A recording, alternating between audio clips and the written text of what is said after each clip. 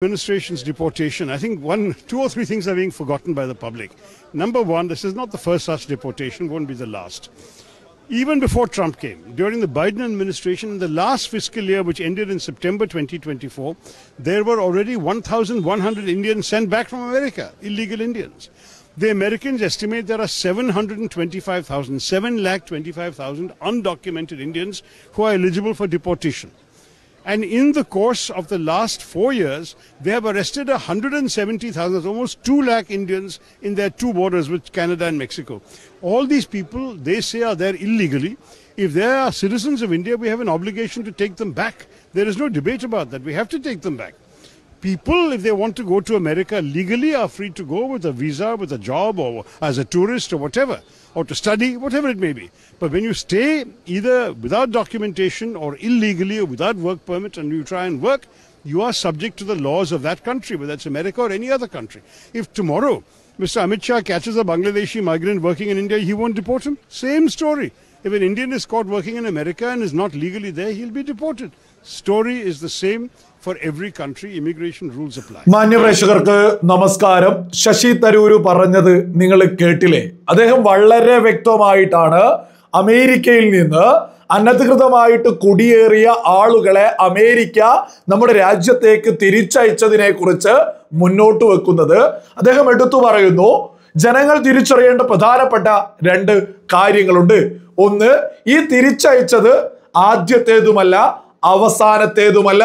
അദ്ദേഹം കൃത്യമായിട്ട് പറയുന്നു, അമേരിക്കയില് 7,25,000 ആളുകൾ, ഇന്ത്യക്കാരായിട്ടുള്ള ആളുകൾ അനധികൃതമായിട്ട് അവിടെ കുടിയേറിയിട്ടുണ്ട് എന്നാണ് അമേരിക്ക കണക്കാക്കിയിട്ടുള്ളത്. അതിൽ തന്നെ ഈ 4 വർഷത്തിനുള്ളിൽ 2 ലക്ഷത്തോളം ആളുകളെ, അനധികൃതമായിട്ടുള്ള ഇന്ത്യക്കാരെ അവർ അറസ്റ്റ് ചെയ്തിട്ടുണ്ട്. ജോ ബൈഡന്റെ കാലത്തു തന്നെ 1,100 ഇന്ത്യക്കാരെ അമേരിക്ക തിരിച്ച് അയച്ചിട്ടുണ്ട്. അദ്ദേഹം ഓരോ കാര്യങ്ങളും കൃത്യമായിട്ടാണ് മുന്നോട്ട് വെക്കുന്നത്. ഇത് ഓരോ രാജ്യങ്ങൾക്കും അവരുടേതായ നിയമങ്ങളുണ്ട്. അദ്ദേഹം എടുത്ത് രണ്ടാമതായിട്ട് മുന്നോട്ട് വെക്കുന്ന പ്രധാനപ്പെട്ട വിഷയം എന്ന് പറയുന്നത്, നമ്മുടെ രാജ്യത്ത് നിന്ന് ജോലിക്ക് വേണ്ടിയിട്ട്, അതേപോലെ തന്നെ പഠിക്കാൻ വേണ്ടിയിട്ട് വിദ്യാർത്ഥികളായിട്ടുള്ള ആളുകള്, അതായത് ലീഗലി അവിടേക്ക് പോവാൻ ഒരു തടസ്സങ്ങളുമില്ല. അവിടെ ജോലി ചെയ്യാം, അവിടെ ഏത് രീതിയിലും മുന്നോട്ട് പോവാം. പക്ഷെ അത് ലീഗലായിട്ട് വിസ ഉൾപ്പെടെ അമേരിക്കൻ നിയമങ്ങൾ അംഗീകരിച്ചുകൊണ്ട് അവിടേക്ക് പോകുന്നതിൽ യാതൊരു എതിർപ്പുമില്ല.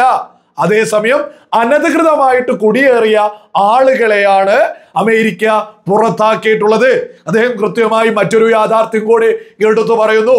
നമ്മുടെ ആഭ്യന്തരമന്ത്രി അമിത് ഷാ ഇല്ലീഗലായിട്ട് നമ്മുടെ രാജ്യത്തേക്ക് എത്തിയിട്ടുള്ള ബംഗ്ലാദേശികളെ പുറത്താക്കുകയാണെങ്കിൽ ഇതേ സെയിം അവസ്ഥ തന്നെയാണ് ഉണ്ടാവുക. അമേരിക്ക എങ്ങനെയാണ് പുറത്താക്കുന്നത്, അതേപോലെ തന്നെയാണ് നമ്മുടെ രാജ്യവും ബംഗ്ലാദേശികളെ പുറത്താക്കുക. കൃത്യമായിട്ട് ഓരോ രാജ്യങ്ങൾക്കും ഈ കുടിയേറ്റക്കാരൊക്കെയായി ബന്ധപ്പെട്ട് കൃത്യമായ നിയമങ്ങൾ മുന്നോട്ട് വെക്കുന്നുണ്ട്. ഓരോ രാജ്യത്തിനും അതിൻ്റെതായ നിയമങ്ങളുണ്ട്. അതേസമയം അനധികൃതമായിട്ട് കുടിയേറിയ ആളുകളെ ഒരേപോലെ തന്നെയാണ് ഏതൊരു രാജ്യവും പുറത്താക്കുക.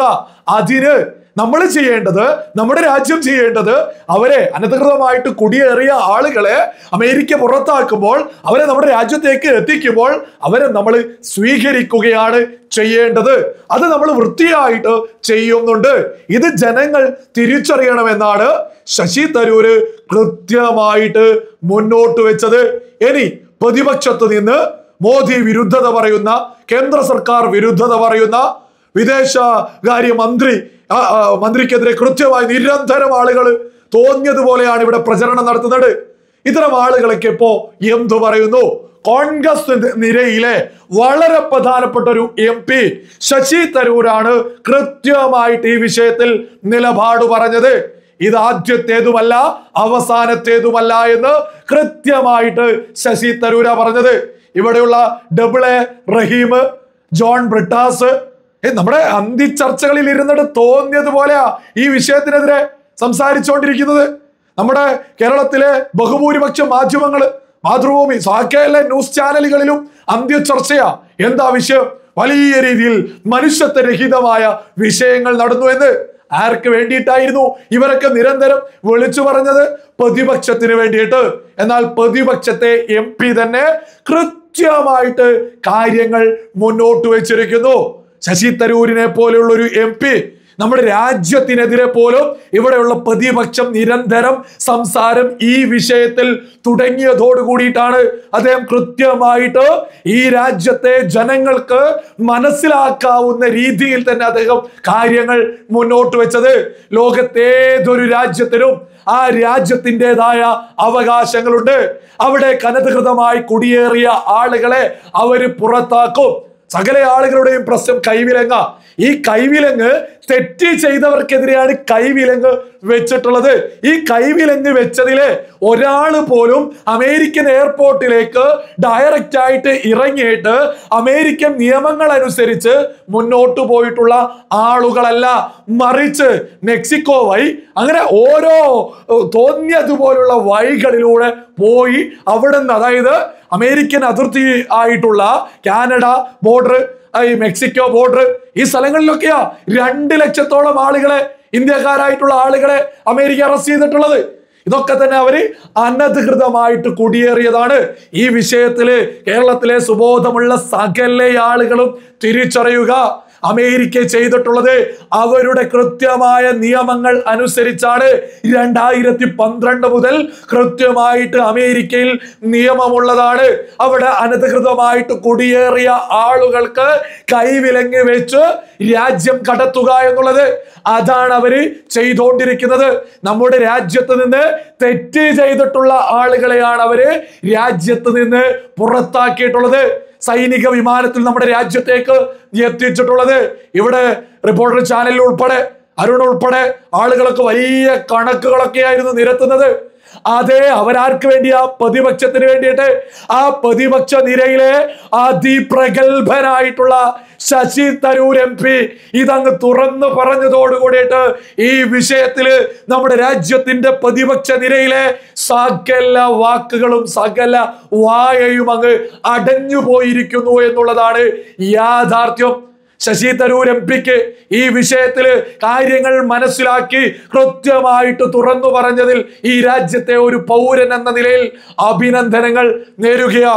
നമ്മുടെ കേരളത്തിലെ പ്രത്യേകിച്ച് വലിയ രീതിയിൽ ഈ പ്രതിപക്ഷത്തിന് വേണ്ടിയിട്ടാണ് ഇവര് ഈ മാധ്യമ പ്രവർത്തനം നടത്തുന്നത്. പക്ഷെ ഈ മാധ്യമ പ്രവർത്തനം ഇങ്ങനെ മുന്നോട്ട് പോകുമ്പോൾ നമ്മുടെ രാജ്യത്തിനെതിരെ പോലുമാണ് ഇത്തരം വിഷയങ്ങളില് നമ്മുടെ മാധ്യമങ്ങൾ ഓരോ കാര്യങ്ങളും മുന്നോട്ട് പറഞ്ഞു പോകുന്നത് എന്ന് ബോധമുള്ള ഏതൊരാൾക്കും മനസ്സിലാക്കാവുന്നതേ ഉള്ളൂ.